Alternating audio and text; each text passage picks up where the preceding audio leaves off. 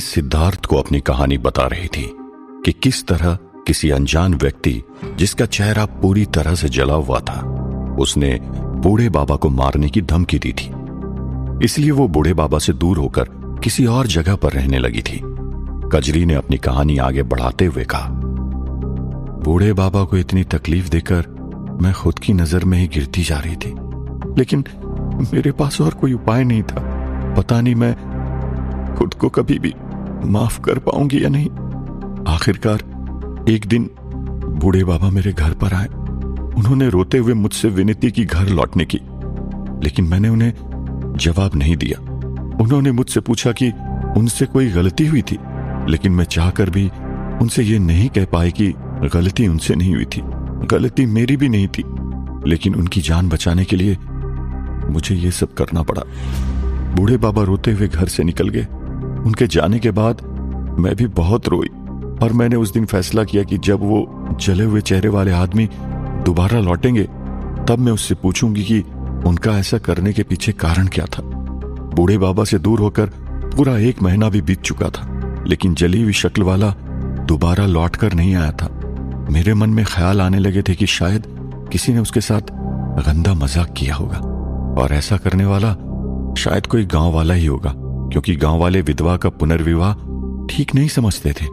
इसीलिए शायद उन्होंने मुझे बाबा से दूर करने के लिए यह षड्यंत्र रचा हो। इसलिए मैंने एक रात सुजान को अपनी गोद में लिया और चुपचाप बूढ़े बाबा के घर दोबारा जाने निकल पड़ी। मैं बूढ़े बाबा के घर पहुंचती उससे पहले अचानक से मेरे सामने वो अनजान व्यक्ति फिर से प्रकट हो गया।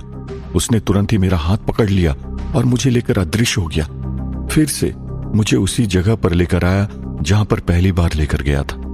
वहां पर ले जाकर उसने मुझे चेतावनी दी कि अगली बार मैंने अपना वादा तोड़ने की कोशिश की तो वो फिर बूढ़े बाबा के साथ साथ मेरे बच्चे को भी मार डालेंगे। मैं बहुत ही घबरा गई। मैंने उनसे उनका ये करने का कारण पूछा तो उन्होंने कहा कि समय आने पर सब कुछ पता चल जाएगा। ये कहकर उसने मेरे हाथ से मेरा बच्चा छीनकर बाजू में रख दिया और मेरे साथ मेरा शारीरिक शोषण किया और मेरे बच्चे को मेरे हाथ में थमाकर वापस मेरे घर छोड़ दिया। दूसरे दिन सुबह मेरे पेट में बहुत जोर का दर्द शुरू हो गया। कुछ ही घंटों में मेरा पेट बढ़ना शुरू हो गया। करीब 3 से 4 घंटों में मेरा पेट इतना बड़ा हो गया जैसा कि एक 9 महीने की गर्भवती महिला का होता है। और फिर अचानक से मेरा पानी छूट गया और प्रसव पीड़ा शुरू हो गई। मुझसे बहुत दर्द बर्दाश्त नहीं हो रहा था, लेकिन उसी वक्त अचानक मेरे घर पर सर पर काली चादर ओढ़े हुए 4 व्यक्ति प्रकट हुए। उसमें से 2 जन ने मेरे हाथ पकड़ लिया और बाकी के 2 ने मेरे जांघों को पकड़ लिया। कुछ ही समय में मैंने एक बालक को जन्म दिया। वो बालक भी उनकी तरह पूरी तरह से जला हुआ था। इस बालक के जन्म लेते ही वो चारों गायब हो गए और फिर ठीक 1 महीने के बाद फिर से वैसा ही हुआ। मुझे अपने घर से अगवा करके वहां ले जाया गया। मेरे साथ फिर से उस चादर ओढ़े उस व्यक्ति ने शारीरिक शोषण किया और मुझे अपने घर पर छोड़ दिया। और फिर दूसरे दिन फिर से मेरे पेट में दर्द शुरू हुआ। मैं गर्भवती हो गई और कुछ ही घंटों में मेरा पेट 9 महीने की गर्भवती के समान हो गया और मुझे प्रसव पीड़ा शुरू हो गई। वही सर पर चादर ओढ़े 4 लोग फिर से प्रकट हुए और मैंने फिर से जले हुए शिशु को जन्म दिया और उसे लेकर फिर से अदृश्य हो गए। ऐसा हर महीने होने लगा। जब तक सुजान 20 साल का हो गया तब तक ये सिलसिला चलता रहा। उस 15 साल में मैंने करीब 190 बच्चे को जन्म दिया। इतने सालों में मुझे कुछ पता नहीं चला कि वो लोग कौन थे और ऐसा क्यों कर रहे थे, लेकिन अब मैं इन सब से ऊब चुकी थी और मेरा डर भी अब खत्म हो चुका था। इसलिए एक दिन जब उनके आने का समय हुआ तब मैंने अपनी साड़ी में एक चाकू छुपा दिया था। उनका समय होते ही वो लोग आए और मुझे अगवा करके वहीं लेकर गए। मैं अपने साथ शोषण होने को तैयार ही थी कि वो मेरा शारीरिक शोषण करने मेरे पास आएगा और अपनी चाकू से मैं उसके पीठ पर वार कर दूं। लेकिन उस दिन ऐसा कुछ नहीं हुआ। वो मुझे अगवा करके ऐसी जगह पर लेकर गया जहां कई सारे लोग अपने सर के ऊपर काली चादर ओढ़कर बैठे थे। उस व्यक्ति ने मुझसे कहा कि ये सारे लोग जिसे मैंने जन्म दिया था वो मेरे ही बच्चे थे। ये सुनकर मेरे अंदर में एक मातृत्व की भावना प्रकट हो गई हालांकि मैंने उनको अपनी कोख में ना ही 9 महीने के लिए पाला था, ना ही उन्हें मैंने अपना दूध पिलाया था, और वे सभी मेरे शारीरिक शोषण करने से पैदा हुए थे। उनके पैदा होने की प्रक्रिया में मुझे सिर्फ पीड़ा मिली थी, लेकिन फिर भी उन्हें देखकर मेरे अंदर उनके प्रति मातृत्व की भावना प्रकट होने लगी कि वो जो भी थे, जैसे भी थे, आखिर मेरे कोख से उन्होंने जन्म लिया था। वो व्यक्ति जिसने इतने सालों तक मेरा शारीरिक शोषण किया, वो वहां पर आया और उसने कहा कि मैं उन सब लोगों की मां थी और वो इन सबके पिता थे। उस व्यक्ति की आवाज सुनकर मुझे बड़ा अजीब सा लगा, क्योंकि उसके बोलने का अंदाज हिंदुस्तानी नहीं लग रहा था। तब उसने अपने सर के ऊपर से वो काली चादर हटाई। उसे देखकर मुझे भयंकर आश्चर्य हुआ कि वो इंसान नहीं था जिसने मुझे अगवा किया था, वो कोई और था। वहां पर सभी लोगों ने अपने सर पर काली चादर ओढ़ रखी थी, इसलिए कौन क्या था ये पता ही नहीं चला। उस व्यक्ति जिसने इतने सालों तक मेरा शारीरिक शोषण किया, वो व्यक्ति हिंदुस्तानी नहीं बल्कि अंग्रेज था। उसे देखकर मैं हैरान रह गई। कजरी के मुंह से यह सुनकर सिद्धार्थ चौंक गया। सिद्धार्थ आगे सुनने के लिए बेताब हो गया था। उसी वक्त सुजान अंदर आया और सिद्धार्थ को खाने के लिए कुछ जंगली बेर दिए। उसके बाद कजरी ने अपनी कहानी आगे बढ़ाई। कजरी ने कहा कि इतने सालों तक जिसने उसका शारीरिक शोषण किया, वो कोई हिंदुस्तानी नहीं बल्कि एक अंग्रेज था। उस अंग्रेज ने कजरी के पास आकर कहा, तुम बहुत लकी हो, मेरा मतलब खुशकिस्मत हो कि तुम्हें इन बच्चों को पैदा करने का चांस मिला। मेरा मतलब मौका मिला है तुमको। वैसे मेरा नाम माइकल है। कजरी ने उस अंग्रेज की बात सुनकर उससे पूछा, तो तुम कौन हो? इतने सालों से मुझ पर जबरदस्ती करते आए हो, आज तो तुम्हें बताना ही पड़ेगा। और तुम्हारे बच्चे पैदा करने के लिए मैं ही क्यों? मैं अकेली क्यों? और बूढ़े बाबा से तुम लोगों की क्या दुश्मनी है? उस अंग्रेज ने कजरी से कहा, सवाल पूछने का हक तुम्हें नहीं दिया।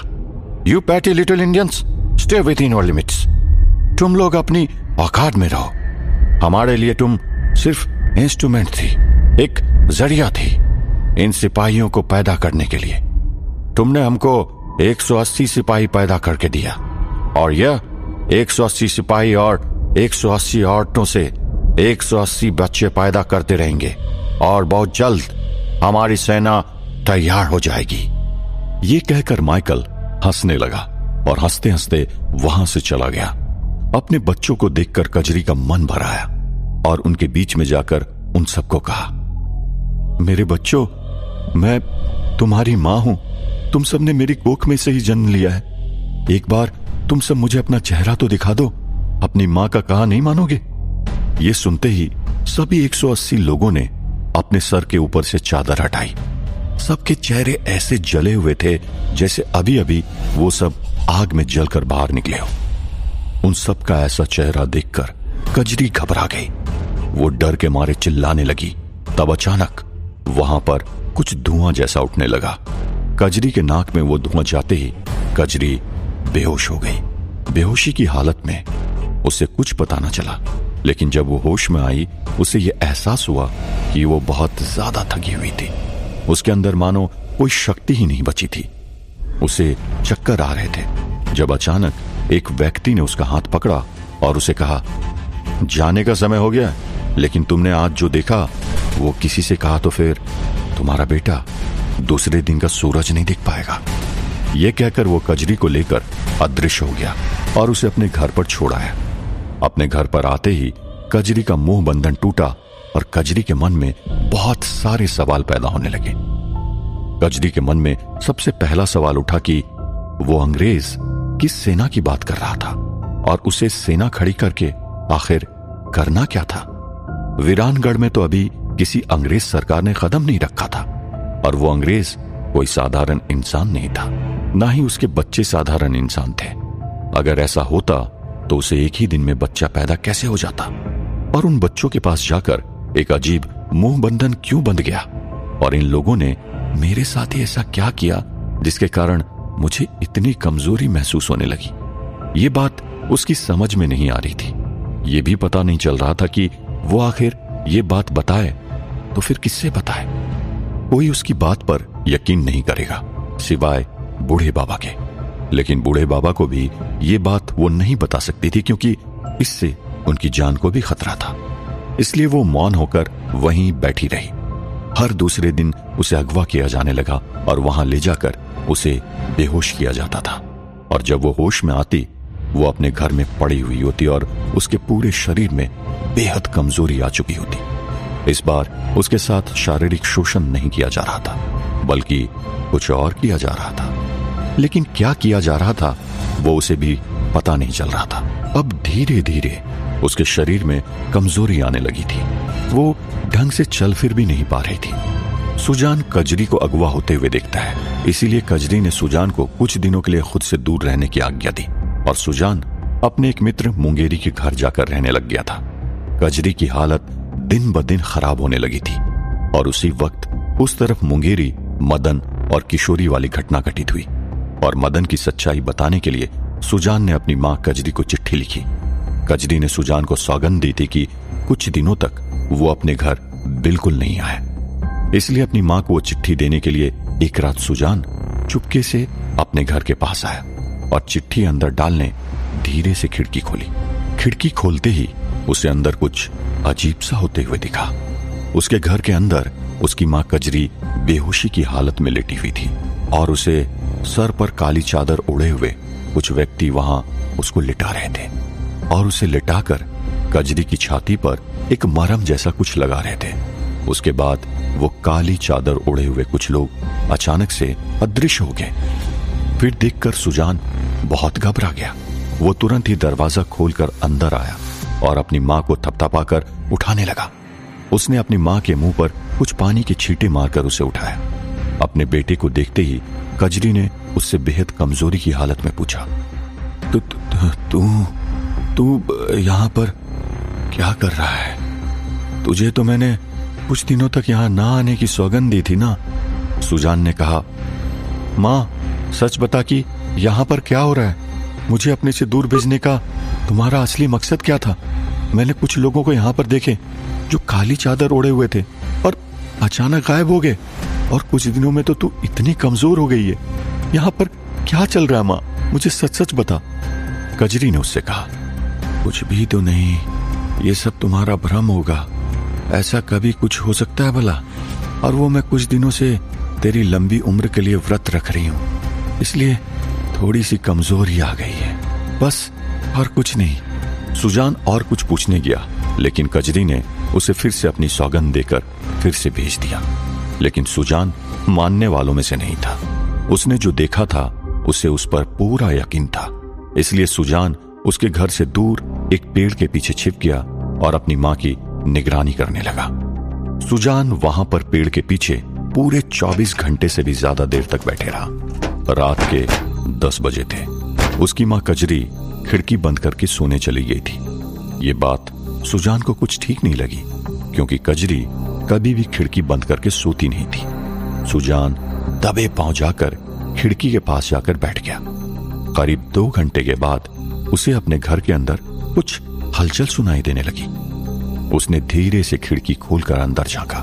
उसे वही काली चादर ओढ़े हुए कुछ लोग दिखाई दिए। वो लोग कजरी को उठाने लगे।